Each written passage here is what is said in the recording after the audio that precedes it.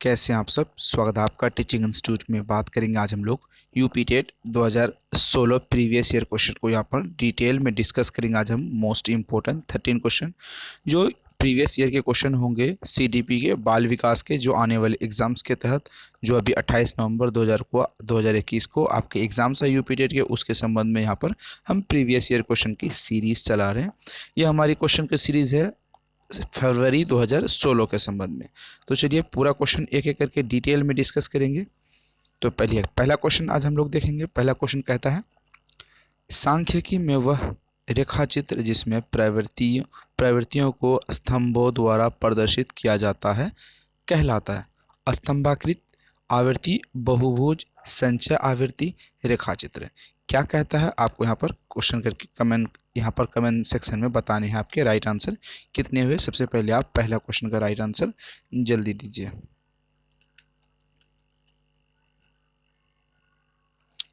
यहाँ पर क्वेश्चन कहता है, सांख्यिकी में रेखा चित्र जिसमें आवृत्ति को स्तंभों द्वारा प्रदर्शित किया जाता है वो कहलाता है स्तंभाकृत।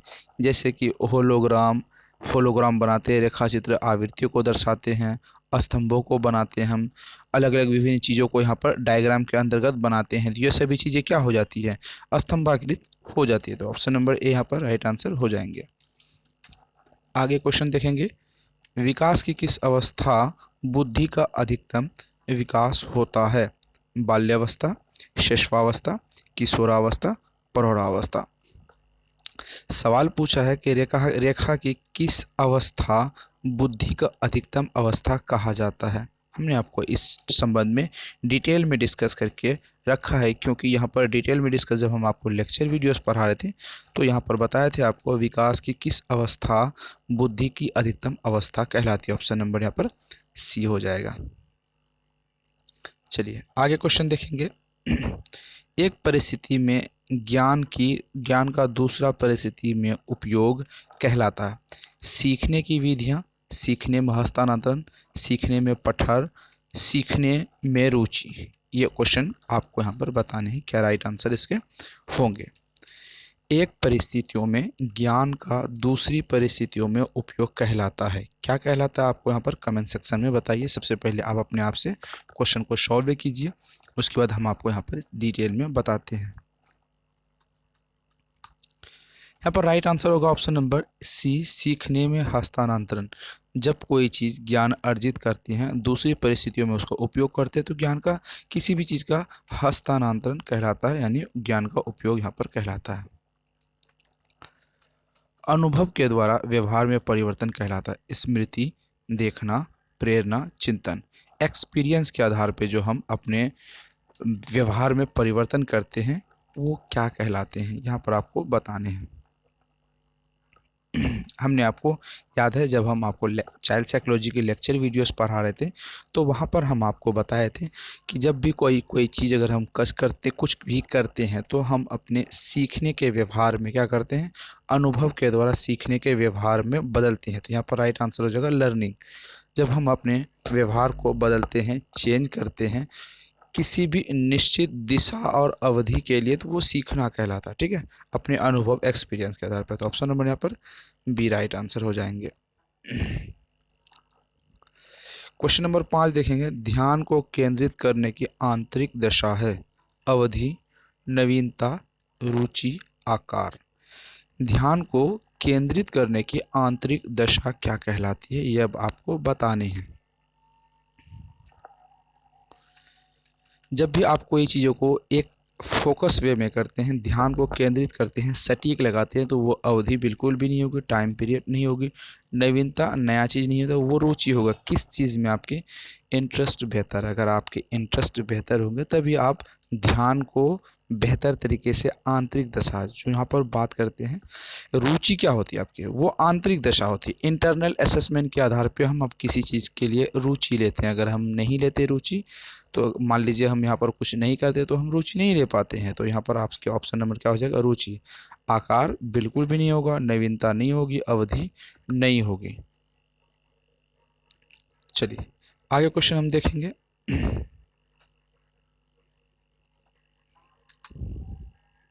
चलिए क्वेश्चन कहता है शिशु का अधिकांश व्यवहार, जो शिशु होता है उसका अधिकांश व्यवहार आधारित होता है मूल प्रवृत्तियों पर, नैतिकता पर, वास्तविकता पर, ध्यान पर। शिशु का अधिकांश व्यवहार आधारित किस पर होता है, यहाँ आपको बताने हैं।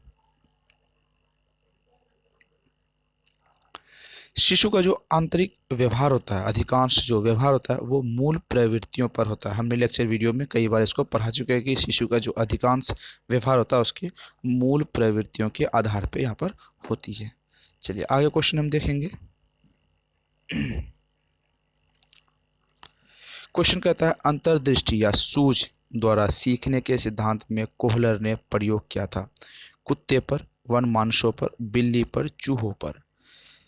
अंतर्दृष्टि या सूझ द्वारा सीखने के सिद्धांत को कोहलर ने किस पर किया था। आपको हमने कहा कि जब हम लेक्चर वीडियोस पढ़ा रहे थे सभी सिद्धांतों को हमने कवर करके रखा। आप इस वीडियो के डिस्क्रिप्शन बॉक्स में जाएंगे, वहाँ पर आपको लिंक मिलेगी, वहाँ पर जाके आप लिंक के आधार पर पूरी वीडियो देख सकते हैं। या फिर आप प्लेलिस्ट में जाएंगे, सीखने के सिद्धांत को प्लेलिस्ट को सर्च करेंगे, वहाँ पर आपको मिल जाएगी। तो वहाँ पर किस मनोवैज्ञानिक ने किसके लिए कौन से कुत्ते पर, कौन से जानवर पर सीखने के परीक्षण किया था, प्रयोग किया था, वो आपको यहाँ पर बताना है। तो यहाँ पर बात करते हैं कोहलर महोदय किससे संबंधित है। कुत्ते से, वनमानुषों पर, बिल्ली पर, चूहों पर, किस पर संबंधित है यहाँ पर आपको बताने हैं।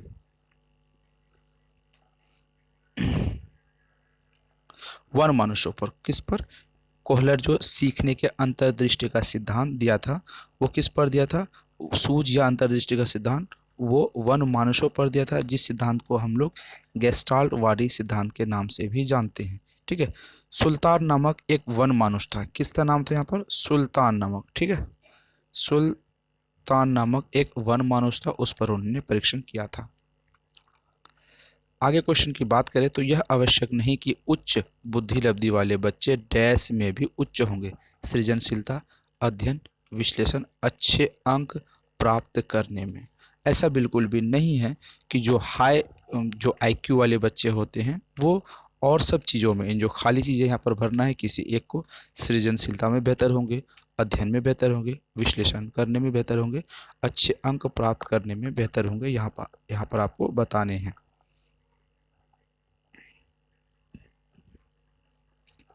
चलिए, यह आवश्यक नहीं कि उच्च बुद्धि वाले बच्चे हमेशा हर चीज़ में सृजनशीलता हो, ये बिल्कुल भी ऐसा नहीं है। ठीक है, ऑप्शन नंबर ए यहाँ पर राइट आंसर हो जाने हैं। मनोविज्ञान का शिक्षा के क्षेत्र में सबसे बड़ा योगदान क्या है। विषय केंद्रित शिक्षा, शिक्षक केंद्रित शिक्षा, क्रिया केंद्रित शिक्षा, बाल केंद्रित शिक्षा। ये 5 सेकंड में इसका राइट आंसर बता नहीं, क्योंकि आप जब नोट्स पढ़ते हैं, हम आपको जब नोट्स प्रोवाइड करते हैं, नोट्स की जो पहली लाइन है, शिक्षा के केंद्रित में मनोविज्ञान ने शिक्षा के क्षेत्र में सबसे बड़ा योगदान बाल केंद्रित शिक्षा को रखा है, चाइल्ड सेंट्रेड एजुकेशन को रखा है यहाँ पर। Option number D right answer आंख बंद करके लगा देंगे। निम्न में से किस विधि का उपयोग स्मृति के मापन के लिए नहीं किया जाता। प्रोत्साहन विधि, तार्किक विधि, पहचान विधि, पुनः सीखना विधि। ये क्वेश्चन आपके सामने है, ऑप्शन आपके सामने, यहाँ पर आपको बताने हैं कि निम्न में से जो कौन है ऐसे जो उपयोग किए जाते हैं, स्मृति के मापन में उपयोग नहीं की जाती है, बिल्कुल भी स्मृति के मापन में बिल्कुल भी ये नहीं की जाती है। तो यहाँ पर बात करेंगे आप, हम ऑप्शन नंबर यहाँ पर क्या हो जाएगा, तो पुनः सीखना, ये इस पर हम करते हैं। पहचान करना, क्योंकि ये भी स्मृति की बात आती है। प्रोत्साहन करना, ये भी आता है। तार्किक नहीं आती, तार्किक एक लॉजिकल टाइप है। ठीक है, लॉजिकल टाइप है। लॉजिक जब आप लगाते हैं किसी चीज़ में, उसको शायद परहैप्स के आधार पे सोचते हैं, ना कि आप स्मृति का मतलब होता है आपके पास जो याददाश्त रहती है, उन याददाश्त के आधार पे तो आप कुछ नहीं माप सकते हैं।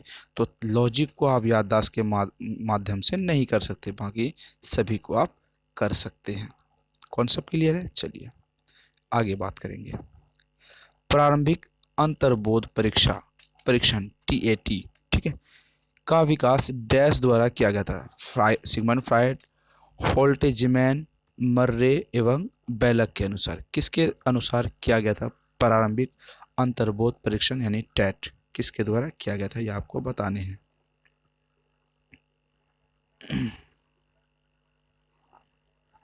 ऑप्शन नंबर यहाँ पर सीधा आपको दिख रहा होगा, मर्रे के अनुसार किया गया था। हमने इसको बारे में लेक्चर वीडियोस कवर करके रखे हैं।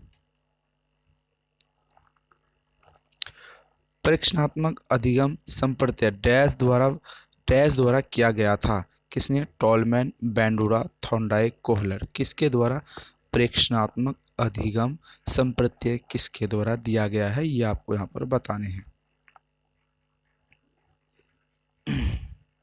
यहाँ पर एल्बर्ट बंडूरा दिया गया था। सिंपल सा क्वेश्चन इस बार जो आपको पूछा गया था, 5 सेकंड में ऐसे क्वेश्चन को आप कवर कर लेंगे, क्योंकि नोट्स में हमने ऐसे सभी टॉपिक को डिटेल में कवर करके रखें ताकि आपके आने वाले बेहतर एग्जाम्स के लिए बेहतर तैयारी हो सके। जब आप एग्जाम्स प्रीवियस ईयर के क्वेश्चन को पलटा के देखें तो वहाँ पर आपको लगे कि ये बेहतर से बेहतर क्वेश्चन है।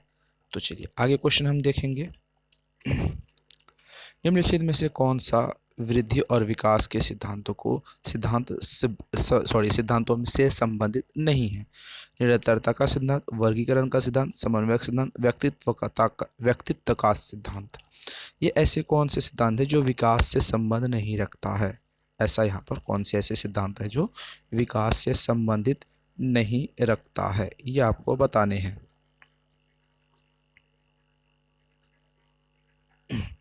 चलिए बात करेंगे तो अगर नहीं रखता है तो ये नेगेटिव का टाइप के क्वेश्चन है। नेगेटिव टाइप के क्वेश्चन में एक क्वेश्चन सही होते हैं पहले पॉजिटिव में, यहाँ पे एक क्वेश्चन गलत होते हैं, 3 क्वेश्चन सही हो जाते हैं।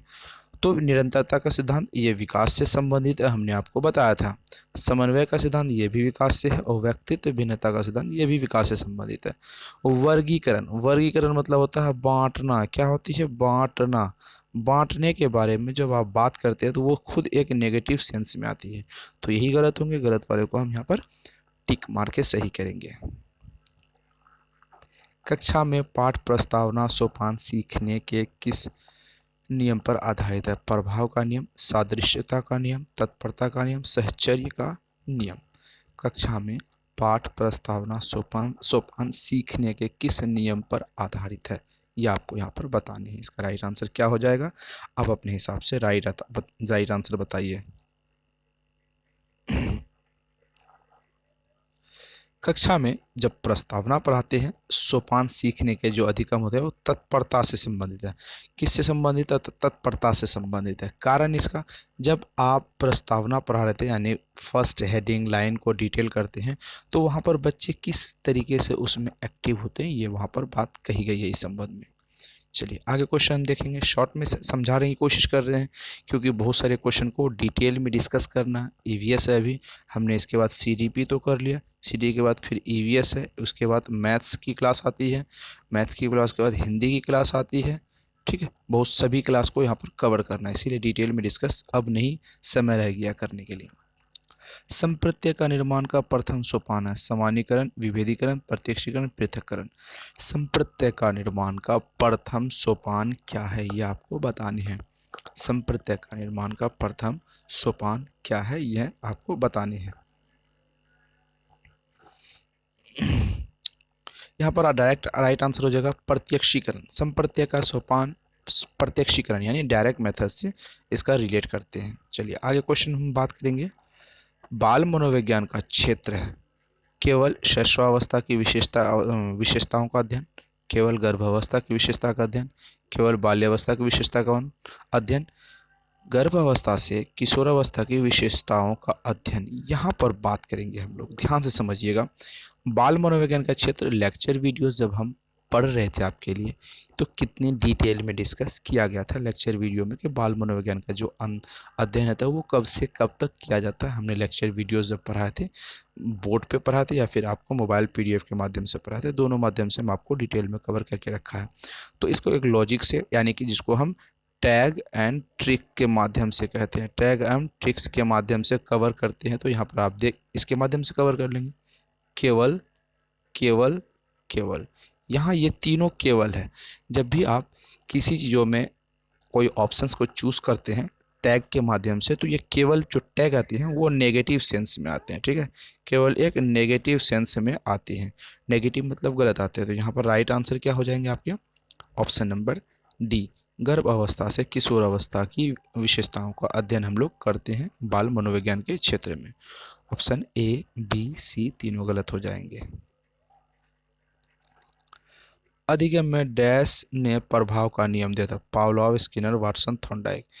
बहुत सिंपल क्वेश्चन आपसे पूछे जाते हैं कभी कभी एग्जाम्स में। सिंपल, इतने सिंपल कि आप उसके जो टाइम पीरियड से पहले उसका राइट आंसर दे के एग्जाम्स को कवर कर सकते हैं। अधिगम में डैश ने प्रभाव का नियम दिया था? किसने? पावलोव, स्किनर, वाटसन, थॉर्नडाइक ने। जल्दी अपना राइट आंसर बताइए।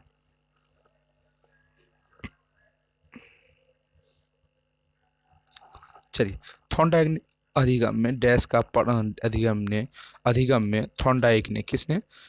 थॉर्नडाइक ने प्रभाव का नियम दिया था। कौन सा नियम दिया था? प्रभाव का नियम, थॉर्नडाइक महोदय ने। अवधान के आंतरिक अथवा व्यक्तिनिष्ठ निर्धारक हैं? लक्ष्य, रुचि, अभिवृत्ति, उद्दीपक, वस्तु, प्रवृत्ति, प्रकाश, ध्वनि, गंध, पुरस्कार, दंड, प्रोत्साहन। क्या है ये आपको बताने हैं। जल्दी इसका राइट आंसर बताइए। चलिए, अवधान के आंतरिक अथवा व्यक्तिनिष्ठ निर्धारक है रुचि, लक्ष्य, अभिवृत्ति। क्या है? ऑप्शन नंबर ए, रुचि, लक्ष्य, अभिवृत्ति। अंतर्मुखी, बहिर्मुखी एवं उभयमुखी व्यक्तित्व का वर्गीकरण डैश द्वारा किया जाता है? क्रेमशर, युंग, शेल्डन और स्प्रेंजर, इसके माध्यम से किया जाता है। तो किसने दिया था ये बातें? हमने अंतर्मुखी, बहिर्मुखी और उभयमुखी, ये तीनों के बारे में भी लेक्चर वीडियोस आपको मिल जाएंगे। वहाँ पर हमने लेक्चर वीडियोस कवर करके रखे हैं। आप जाएंगे इस चैनल के प्लेलिस्ट में, जाएंगे प्लेलिस्ट में आपको वहाँ पर सभी वीडियोस मिल जाएगी। तो चलिए इसका राइट आंसर देख लेते हैं। इसका राइट आंसर ऑप्शन नंबर यहाँ पर बी हो जाएगा। युंग महोदय ने अंतर्दृष्टि, बहुमुखी, उभयमुखी का राइट आंसर दिया था। वह अवस्था जो कि माता के 21 गुणसूत्रों के जोड़े के अलग न होने के कारण कहलाती है? Down syndrome, clean self syndrome, Turner syndrome, Wilson syndrome. वह अवस्था जो माता के 21 गुणसूत्रों जोड़े से अलग न होने के कारण कहलाती है। हमने आपको कहा था यह क्वेश्चन VVI है। हमने आपको कई बार वहाँ पे रिपीट किया था लेक्चर वीडियो में। ये क्वेश्चन को आप ध्यान में रखें क्योंकि ये क्वेश्चन VVI है। VVI क्वेश्चन को आप नोटिस ज़रूर करें। यहाँ पर वही क्वेश्चन आपसे पूछा गया है। ठीक है। जब माता के 21वें जोड़े के गुणसूत्र में अलग नहीं होने पे कारण कहते हैं उसे डाउन सिंड्रोम कहते हैं। याद रखना, जब यहाँ पर ध्यान से रखना, अब याद, अलग की बात करते हैं। जब अलग नहीं होता तो वो डाउन हो जाती है। क्या होती है? DOWN, डाउन हो जाती है। क्योंकि किसी चीज़ से आप अगर अलग नहीं होते तो वो कहीं ना कहीं डीमोटिवेट का काम करते हैं। वो डाउन भी एक नेगेटिव सेंस में आती है। ऐसे ट्रिक के माध्यम से आप याद कर लेंगे। कोहलर के अनुसार किस अवस्था में नैतिकता वहम कारकों द्वारा निर्धारित होती है? पूर्व पारंपरिक अवस्था, पारंपरिक अवस्था, पश्चात पारंपरिक अवस्था, उपरोक्त में से कोई नहीं। ये आपको बताने हैं। इसका राइट आंसर क्या हो जाएगा? जल्दी अपना राइट आंसर बताइए। कोहलर महोदय ने किस अवस्था में नैतिक वहम कारकों द्वारा निर्धारित करती है? पूर्व पारंपरिक अवस्था के द्वारा। ऑप्शन नंबर ए हो जाएगा यहाँ पर, पूर्व पारंपरिक अवस्था के द्वारा। निम्नलिखित में से कौन सा सही क्रम है? अंडाणु, शुक्राणु, ब्लास्टोरिस्ट, युग्मनज। ब्लास्टोरिस्ट, अंडाणु, शुक्राणु, युग्मनज। ब्लास्टोरिस्ट, युग्मनज, अंडाणु, शुक्राणु। अंडाणु, शुक्राणु, युग्मनज, ब्लास्टोरिस्ट। यहाँ पे कौन सा सही क्रम है, कौन सा लाइन ऑफ ऑर्डर सही है, ये आपको बताने हैं। यहाँ पर सबसे पहले अंडाणु आएगा तो अंडाणु यहाँ पर सही है। उसके बाद आपको युग्मनज आएगा तो युग्मनज यहाँ पर है, बिल्कुल भी गलत हो जाएगा। सबसे पहले अंडाणु आएगा तो ये भी गलत हो जाएगी। सबसे पहले अंडाणु आएगा तो ये भी गलत हो जाएगी। तो यहाँ पर सबसे पहले अंडाणु, युग्मनज और ब्लास्टोरिस्ट, ऑप्शन नंबर यहाँ पर डी राइट आंसर हो जाएंगे। उदाहरण, निरीक्षण, विश्लेषण, वर्गीकरण, नियमिनीकरण निम्न में से किस विधि के सोपान है? निगमन, आगमन, अंतर्दर्शन, बहिर्दर्शन, किसके सोपान है? ये बात आपको बतानी है। निरीक्षीकरण, उदाहरण, निरीक्षीकरण, विश्लेषण, वर्गीकरण, नियमनीकरण निम्न में से किसके सोपान है? कितनी बार आपको हम डिटेल में इस टॉपिक से बात कर चुके हैं। ऐसे क्वेश्चन को आप 5 सेकंड में राइट आंसर बताएंगे, सिर्फ और सिर्फ 5 सेकंड में। ये आगमन विधि के सारे ये तो सोपान हैं, वे आगमन विधि के सोपान हैं, ठीक है। फ्राइड के अनुसार हमारे मूल्यों का आंतरिकरण डैश में होता है, इदम अहम पराहम परिस्थितियों में। सिगमंड फ्राइड ने इदम अहम पराहम जो बताया था उसमें हमारे मूल्यों का आंतरिकरण कब कहाँ होता है, ये आपसे सवाल पूछा है। सवाल थोड़े टफ पूछते हैं क्योंकि कभी कभी हमेशा सवाल आपको सिंपल नहीं पूछ सकते। एग्जामिनर की भी कुछ मजबूरियां होती है, अगर सारे सिंपल सवाल पूछेंगे तो बच्चे मेहनत कम करेंगे और बहुत सारे बच्चे टॉपर बन जाएंगे, बहुत सारे बच्चों को रिजल्ट आ जाएगी जिसमें कहीं ना कहीं नौकरी देने में उसे दिक्कत होगी, तो वो सवाल को कभी कभी घुमाते हैं। तो यहाँ पर बात करेंगे इसका राइट आंसर, हमारे मूल्य का अंतरीकरण जब होता है वो प्राहम के तहत होता है। किसके तहत? प्राहम के तहत होता है। डैश छात्रों में रुचि उत्पन्न करने की कला है, शिक्षण, सहानुभूति, समझ, सृष्टि, प्रेरणा, ठीक है। डैश जो छात्रों में रुचि उत्पन्न करने की कला है वो क्या कहलाती है, ये आपको बताने यहाँ पर। जल्दी अपना राइट आंसर बताइए। सिंपल सी बात है, मोटिवेशन की बात होगी।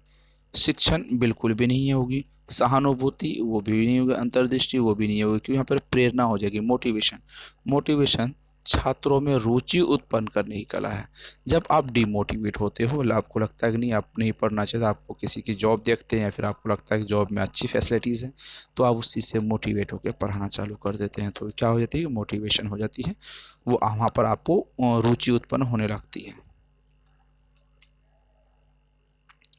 व्यवहार आदि डैश ने कहा कि मुझे नवजात शिशु दे दो, मैं उसे डॉक्टर, वकील, चोर बना सकता हूँ, चाहूँ तो बना सकता हूँ। फ्रीमैन, न्यूमैन, वाटसन, हॉलजिंगर ने कहा था। किस महोदय ने कहा था? वो उस महोदय व्यवहारवादी थे, मतलब वे अपने पर्यावरण के आसपास के उसके बच्चे के व्यवहारों पर डिपेंड करते थे। उन्होंने कहा मुझे एक नवजात यानी छोटा बच्चा दे दो, मैं उसे चोर, चुक्का, वकील, डॉक्टर, अच्छे इंसान, बुरे इंसान बना दूंगा, चाहे अपने व्यवहार के आधार पर। तो ये किसने कहा था, ये आपको बतानी है। जल्दी अपना राइट आंसर बताइए। सिंपल सी बात है, क्रिकेटर का एक खिलाड़ी है जो वाटसन है। वाटसन ने अपने बैट लिया, बैट से खूब बच्चे को पीटा और बच्चे में क्या आ गई, व्यवहार आ गई। क्या हो गई, व्यवहार आ गई। और बच्चे ने क्या बनना चाहा, जो वाटसन ने कहा, वाटसन पर कहा वकील बनो तो वकील बनेगा, चोर बनो तो चोर बनेगा। वाटसन ने कहा तो डॉक्टर बनो तो डॉक्टर बनना चालू कर देगा। ये आपको समझना होगा, वाटसन। ऐसे ट्रिक से आप याद रखेंगे। आगे बात करेंगे, ध्यान आकर्षित करने में डैश की प्रमुख भूमिका होती है। उद्दीपन की तीव्रता, उद्दीपन की उदयता, उद्दीपन की विश्वसनीयता, उद्दीपन की सक्रियता। ध्यान आकर्षित होने में डैश की प्रमुख भूमिका होती है, यह आपको बताने हैं। जल्दी अपना राइट आंसर बताइए। जब किसी चीज़ में आपका ध्यान आकर्षित होता है, इसके मुख्य चीज़ें क्या होती है, मुख्य भूमिका क्या होती है, इसके संबंध में आपको यहाँ पर बताने हैं। उद्दीपन की तीव्रता क्या हो जाएगी, उद्दीपन की तीव्रता के में हो जाएगी। आगे बात करते हैं, वह मापनी जिसमें अंतराल मापनी के समस्त गुण के साथ परम शून्य भी हो कहलाती है। नामित मापनी, क्रम सूचक मापनी, अंतराल मापनी, अनुपात मापनी क्या कहलाती है, वहां पर आपको बताने हैं।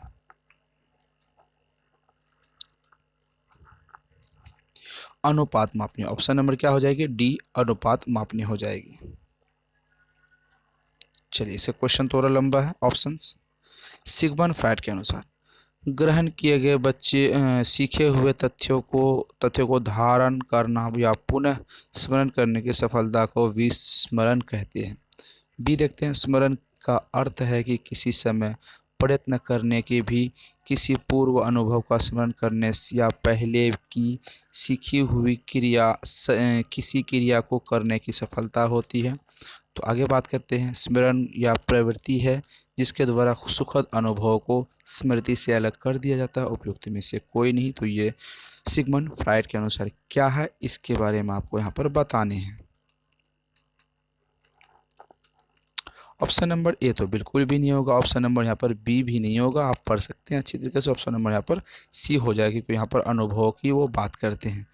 स्मृति का यह प्रवृत्ति जिसमें अनुभव, दुखद अनुभव का स्मृति से अलग करना होता है, यह सिगमंड फ्रायड का कहना था। आगे क्वेश्चन देखते हैं। SOR, ठीक है, SOR किसके द्वारा प्रस्तावित किया गया था? वाटसन, कोफका, कोहलर, गेस्टाल्टवादियों, मनोवैज्ञानिक के संबंध में SOR किसने दिया था, ये आपको बताने हैं। सिंपल क्वेश्चन है, ऐसे क्वेश्चनों में समय नहीं गंवाते। SOR वाटसन महोदय ने दिया था। ऑप्शन नंबर यहाँ पर ए राइट आंसर हो जाएगा। तो आज हमने मोस्ट इम्पोर्टेंट 30 क्वेश्चन किया किसके? फरवरी 2016 के क्वेश्चन को, प्रीवियस ईयर क्वेश्चन को, जो यूपीटेट में पूछे गए एग्जाम्स में क्वेश्चन है। हमने 30 क्वेश्चन किया। आपको यहाँ पर कमेंट सेक्शन में बताने का आपके 30 में कितने होंगे। आप 25 कर लो तो आपकी सिलेक्शन पक्की हो जाएगी। ये क्वालिफाइंग है, आपको पता है यूपीटेट एक क्वालिफाइड है। यूपीटेट अगर आप पास करते हैं तो सीटेट या यूपीटेट पास करते हैं तो सिर्फ आप क्वालिफाइड कहलाते हैं। आप वहाँ पर जॉब नहीं मिलती है आपको। इसके लिए जॉब के लिए सुपर टेट की वैकेंसीज़ को कवर करना होगा, इसीलिए आपको यहाँ से बेहतर तैयारी करना चाहिए आपको। इसीलिए आप हमारे साथ जुड़े रहें, हमारे चैनल को सब्सक्राइब जरूर करें, बेल आइकन को प्रेस करें, वीडियो को लाइक एंड शेयर करें। टीचिंग इंस्टीट्यूट आपका अपना चैनल है, क्योंकि ये आपको हमेशा आपको मदद करती रहती है। तो आप कंप्लीट नोट्स ले सकते हैं 7634993536 नंबर पर आप व्हाट्सएप करके कंप्लीट नोट्स ले सकते हैं। हमने आज सीटेट CDP को कवर किया, उसके बाद EVS को कवर करेंगे, उसके बाद मैथ्स की आएगी, हिंदी की क्लास आती है, इंग्लिश की क्लास आती है। हमने 2016 फरवरी 2016 का अभी हमने प्रीवियस ईयर के क्वेश्चन किया। उसके बाद हमने इससे पहले जो आपको कवर करके रखा है दिसंबर 2016 का क्वेश्चन को कवर करके रखा है, 2018 का क्वेश्चन को कवर करके रखा है। तो ये तीनों चीज़ें कंप्लीट हो गई प्रीवियस ईयर के सेक्शन में। आप जाके प्लेलिस्ट में जाएंगे, वहाँ पर आपको सारी वीडियोस मिल जाएगी। तो फिर मिलते हैं अगले वीडियो में। Thank you.